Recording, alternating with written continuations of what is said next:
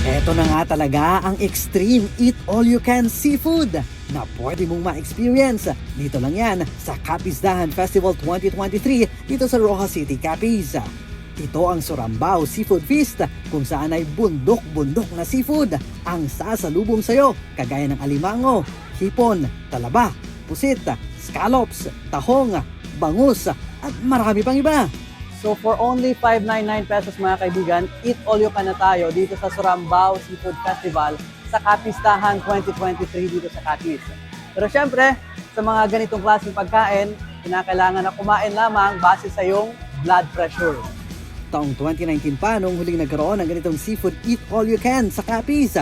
At ngayong 2023 nga ay naganap ang pinakahihintay na pagbabalik nito lalo na ng mga seafood lovers. Kitang-kita nyo naman kung paano dinagsa at dinumog ang eat all you can seafood nila.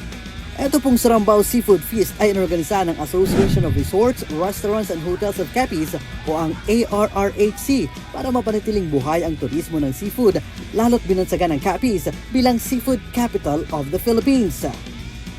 Dito sa Capiz, ang Surambao ay isang malaking fishing contraption na ginagamit ng mga locals upang makahuli ng malalaking isda at iba pang mga lamang dagat. Ang Surambao Seafood Feast ay isa po lamang sa marami pang aktibidad na inihanda ng probinsya ng Capiz para sa kanilang selebrasyon ng Capiz Dahan Festival 2023. Mahaba-haba pa po ang selebrasyong ito dahil ito po ay nagsimula noong April 13 at magtatagal pa po hanggang May 1, 2023.